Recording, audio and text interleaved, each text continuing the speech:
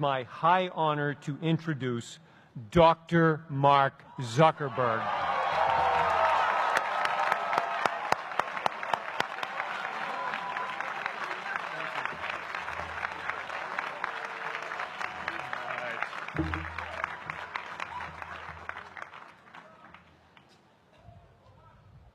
I love this place. Thank you all for coming out in the rain, the pouring rain. We're going to make this worth it for you. President Faust, Board of Overseers, faculty, friends, alumni, proud parents, members of the ad board,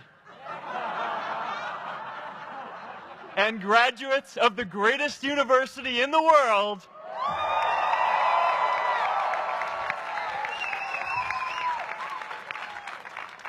I am honored to be here with you today because, let's face it, you accomplished something I never could.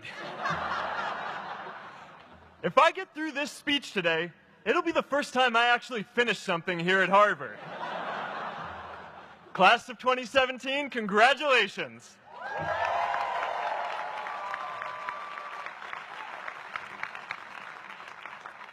Now, I'm an unlikely speaker today. Not just because I dropped out, but because we're technically in the same generation. We walked this yard less than a decade apart. We studied the same ideas and slept through the same Act 10 lectures. We may have taken different roads to get here, especially if you came all the way from the Quad. But today, I want to share what I've learned about our generation and the world we're all building together. But first, these last couple of days have brought back a lot of good memories. How many of you remember exactly where you were and what you were doing when you got that email telling you got into Harvard?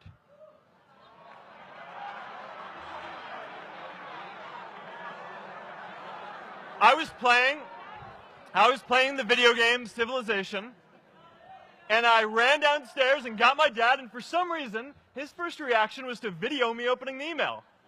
That could have been a really, really sad video. But I swear, getting into Harvard is the thing my parents are most proud of me for. My mom is nodding. You all know what I'm talking about. Look, guys, it's tough to beat this. You'll see when you get out there. How many of you remember your first lecture here at Harvard?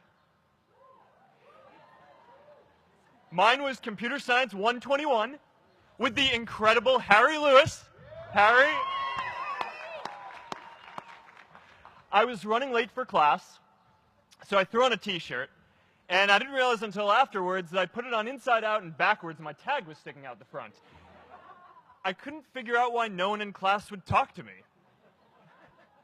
Except for this one guy, KX Jin. He just went with it. We started doing our problem sets together, and now he runs a big part of Facebook. And that, class of 2017, is why you should be nice to people.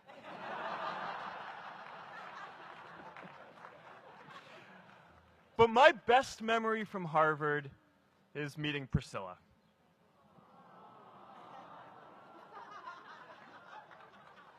I had just launched this prank website, FaceMash. And the ad board wanted to see me.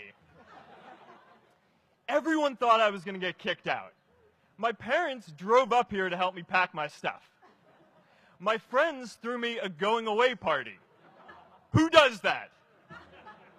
As luck would have it, Priscilla was at that party with her friends, and we met in line for the bathroom in the Foho Bell Tower, and in what must be one of the all-time most romantic lines, I turned to her and said, "I'm getting kicked out in 3 days, so we need to go on a date quickly." Actually, any of you graduating today can use that line.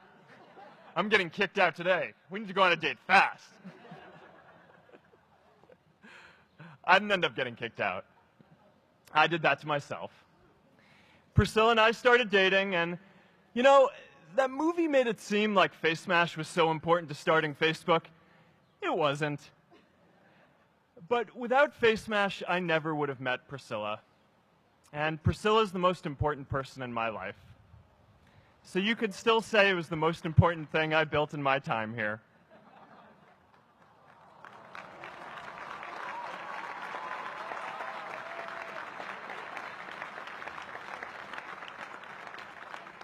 We have all started lifelong friendships here, and some of us even families. That's why I'm so grateful to this place. Thanks, Harvard.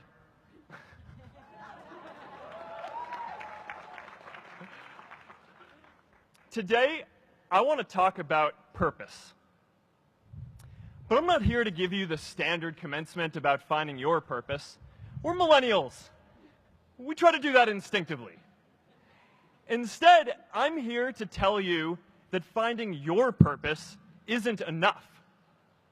The challenge for our generation is to create a world where everyone has a sense of purpose.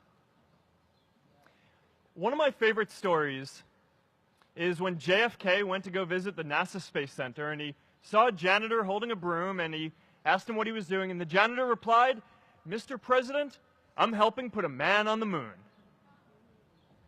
Purpose is that feeling that you are a part of something bigger than yourself, that you are needed, and that you have something better ahead to work for. Purpose is what creates true happiness. And you are graduating at a time when this is especially important.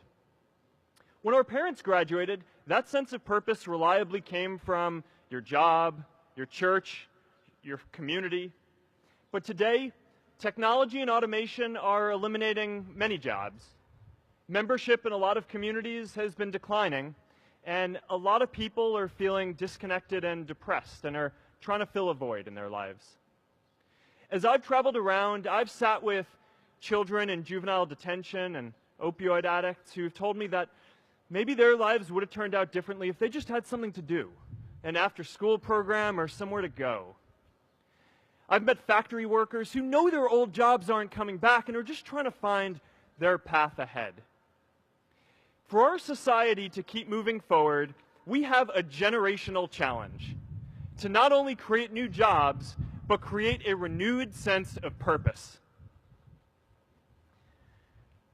I remember that night I launched Facebook from that little dorm in Kirkland House.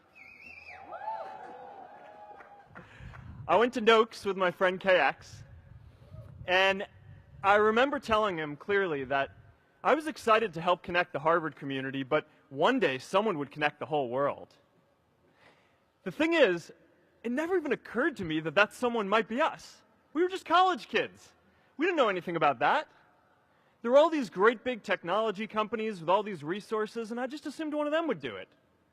But this idea was so clear to us that all people want to connect. So we just kept working on it, day after day after day. And I know that a lot of you are going to have your own stories just like this. A change in the world that seems so clear that you are sure someone else is going to do it. But they're not. You will. But it's not enough to have that purpose yourself. You also have to create a sense of purpose for others. And I found that out the hard way. You see, my hope was never to build a company. I wanted to have an impact. And as all these people started joining us, I just assumed that that's what they wanted to do too. So I never took the time to explain what it was that I hoped we'd build.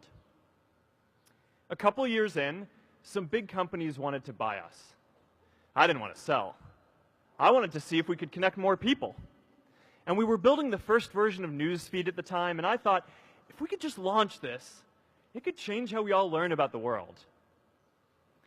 Nearly everyone else wanted to sell. Without a sense of higher purpose, this was their startup dream come true, and it tore our company apart.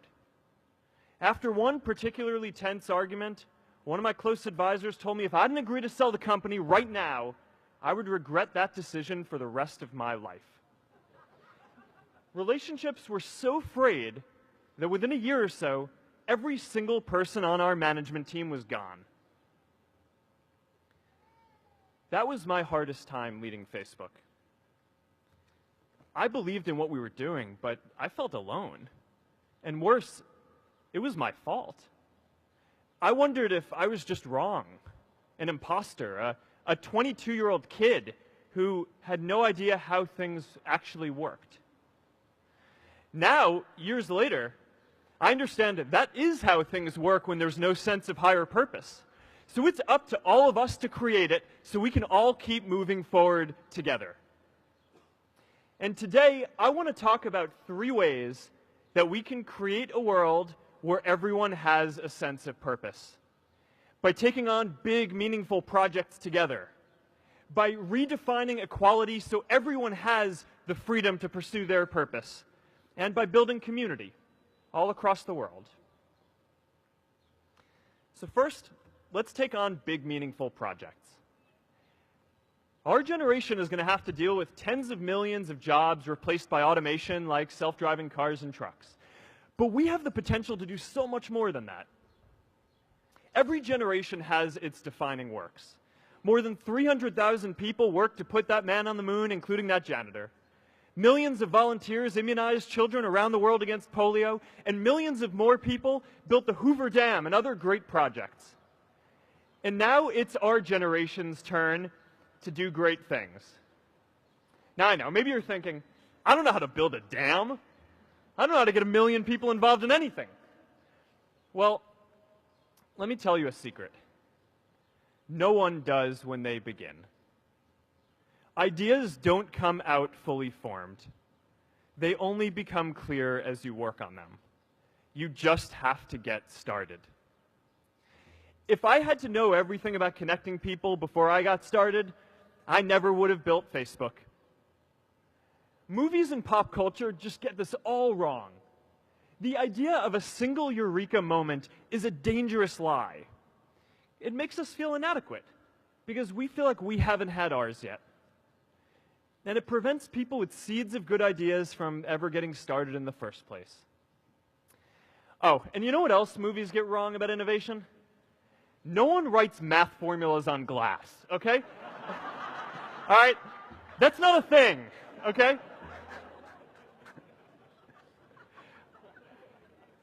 It's really good to be idealistic, but be prepared to be misunderstood. Anyone working on a big vision is going to get called crazy, even if you end up right. Anyone taking on a complex problem is going to get blamed for not fully understanding it, even though it's impossible to know everything up front. Anyone taking initiative will always get criticized for moving too fast because there's always someone who wants to slow you down. In our society, we often don't take on big things because we're so afraid of making mistakes that we ignore all the things wrong today if we do nothing.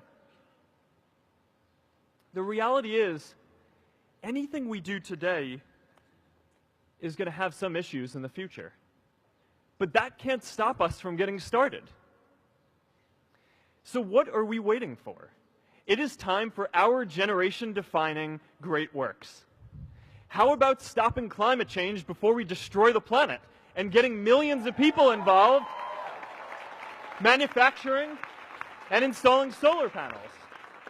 How about curing all diseases and getting people involved by asking volunteers to share their health data, track their health data, and share their genomes? You know, today, our society spends more than 50 times as much treating people who are sick as we invest in finding cures so people don't get sick in the first place. It makes no sense. We can fix this. How about modernizing democracy so everyone can vote online? And how about personalizing education so everyone can learn? These achievements are all within our reach. Let's do them all in a way that gives everyone in our society a role. Let's do big things, not just to create progress, but to create purpose.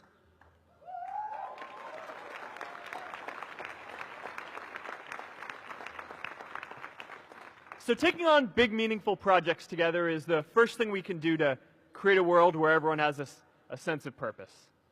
The second is redefining our idea of equality so everyone has the freedom to pursue their purpose. Now, Many of our parents had stable jobs throughout their careers, but in our generation, we're all a little entrepreneurial, whether we're starting our own projects or finding our role in another one. And, that's great, because our culture of entrepreneurship is how we create so much progress. An entrepreneurial culture thrives when it is easy to try lots of new ideas. Facebook wasn't the first thing I built. I also built chat systems and games, study tools and music players, and I'm not alone. J.K. Rowling got rejected 12 times before she finally wrote and published Harry Potter. Even Beyoncé had to make hundreds of songs to get Halo. The greatest successes come from having the freedom to fail. Now, today, we have a level of wealth inequality that hurts everyone. When you don't have the freedom to take your idea and turn it into a historic enterprise, we all lose. And right now, today, our society is way over-indexed on rewarding people when they're successful, and we don't do nearly enough to make sure that everyone can take lots of different shots. Now, let's face it. There is something wrong with our system when I can leave here and make billions of dollars in 10 years while millions of students can't even afford to pay off their loans, let alone start a business.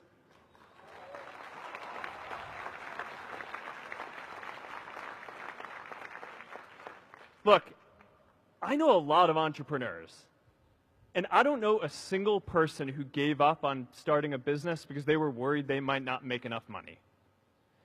But I know too many people who haven't had the chance to pursue their dreams because they didn't have a cushion to fall back on if they failed.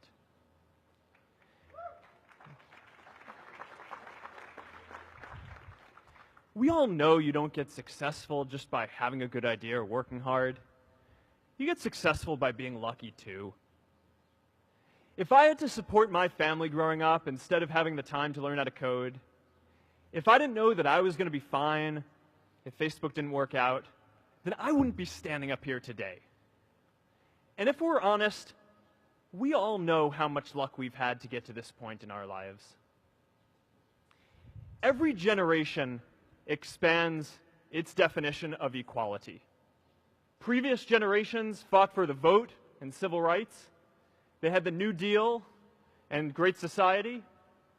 And now it's time for our generation to define a new social contract.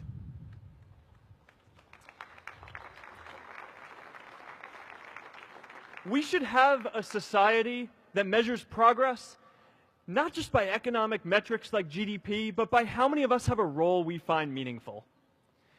We should explore ideas like universal basic income to make sure that everyone has a cushion to try new ideas. We're all going to change jobs and roles many times, so we need affordable childcare to get to work and healthcare that's not tied to just one employer. And we're all going to make mistakes. So we need a society that's less focused on locking us up and stigmatizing us when we do. And as our technology keeps on evolving, we need a society that is more focused on providing continuous education through our lives.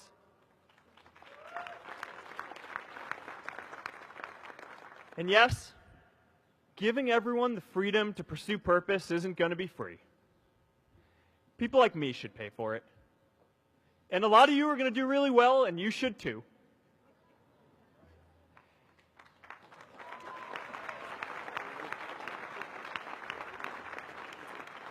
That is why Priscilla and I started the Chan Zuckerberg Initiative and committed our wealth to promoting equal opportunity.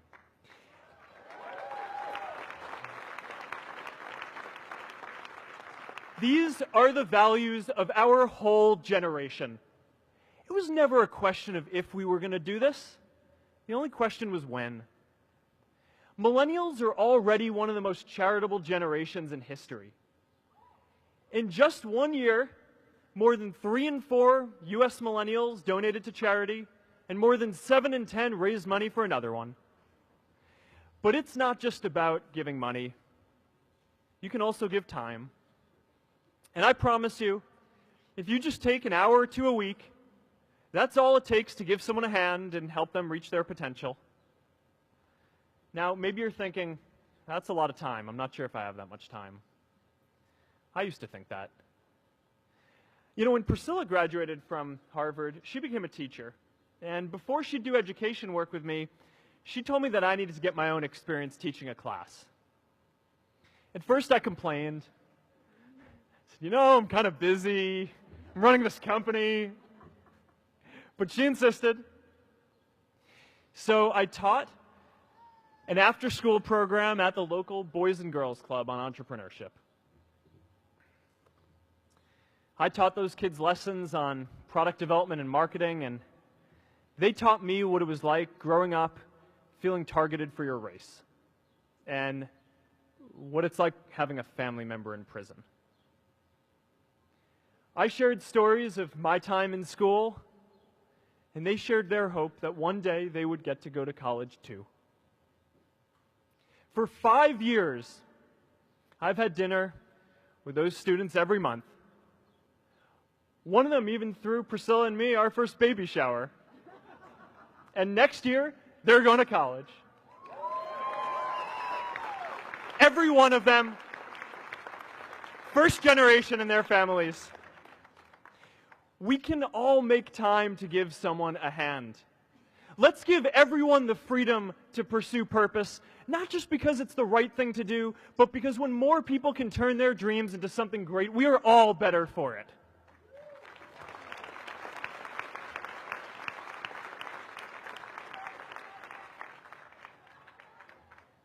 Purpose doesn't only come from work.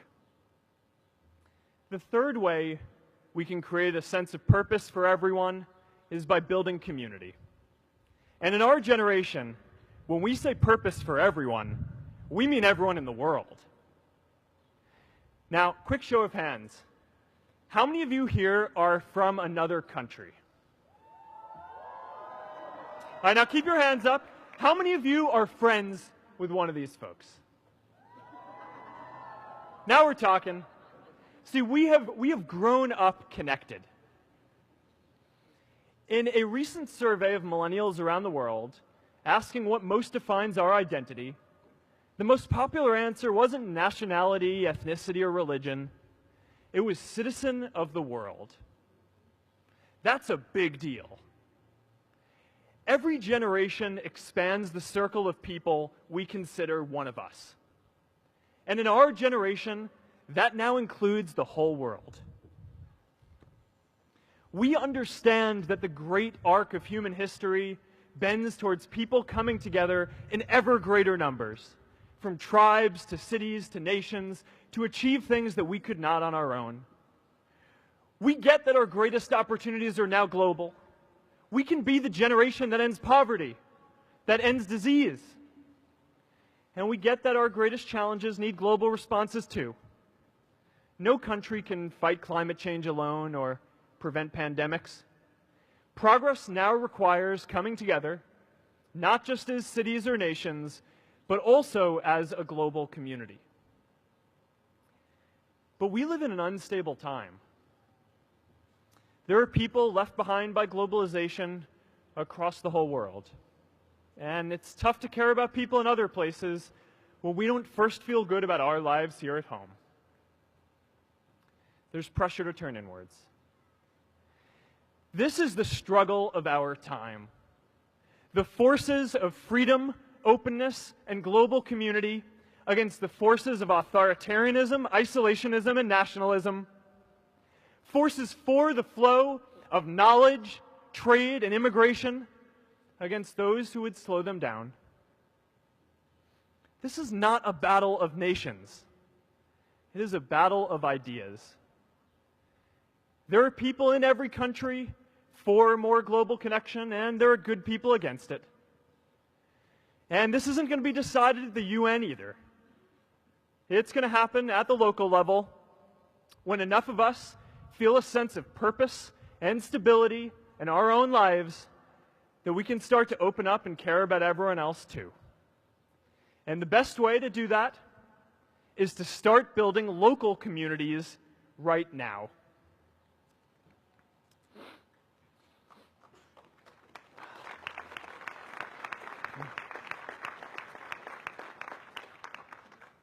We all get a lot of meaning from our communities. Who here's from Elliott House? How about Lowell? I know you guys found community because you literally live right on top of each other. And Mather? I'll just leave that there. Whether our communities are houses or sports teams, churches or a cappella groups, they give us that sense that we are a part of something bigger, that we are not alone. They give us the strength to expand our horizons. And that's why it's so striking that over the past few decades, membership in all kinds of communities has declined by as much as 1/4. That's a lot of people who now need to find a sense of purpose somewhere else. But I know that we can rebuild these communities and start new ones because many of you already are. I met Agnes Agoye, who's graduating today. Agnes, where are you?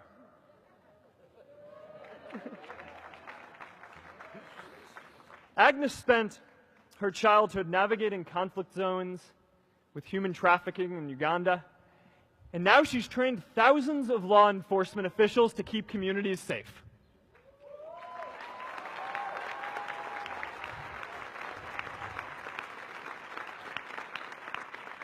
I met Kayla Oakley and Neha Jain, who are graduating today too. Stand up, guys. Kayla and Neha started a nonprofit that connects people suffering from chronic illnesses with people in their communities who are willing to help out.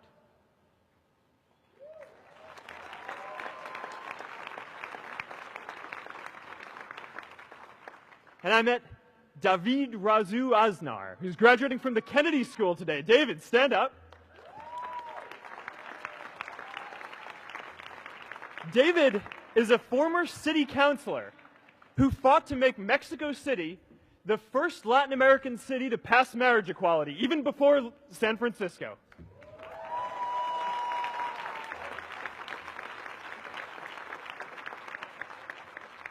And this is my story too. A student in a dorm, connecting one community at a time, and keeping at it until one day we can connect the whole world. Change starts local.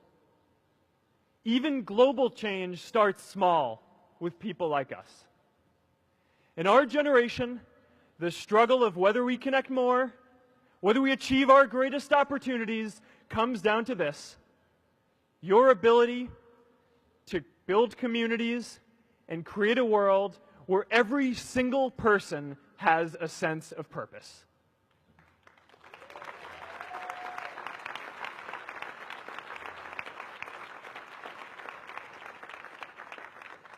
Class of 2017, you are graduating into a world that needs purpose. And it's up to you to create it. Now, maybe you're asking yourself, can I really do this? Well, remember when I told you about that class I taught at the Boys and Girls Club? One day after class, I was talking to my students about going to college, and one of my top students raised his hand and said that he wasn't sure he could go to college because he's undocumented. He wasn't sure if they'd take him. Last year, I took him out to breakfast for his birthday, and I wanted to get him a gift, so I asked him what he wanted, and he just started talking about struggles that he saw other students in his class facing, and finally said, you know, I'd really just like a book on social justice. I was blown away. Here is a young guy who has every reason to be cynical. He wasn't sure if the country he calls home, the only one he's known, was going to deny him his dream of going to college. But he wasn't feeling sorry for himself. He wasn't even thinking of himself. He has a greater sense of purpose, and he's going to bring people along with him. It says something about our situation today that I can't even say his name because I don't want to put him at risk. But if a high school senior who doesn't know what the future holds for him can do his part to move the world forward, then we owe it to the world to do our part too.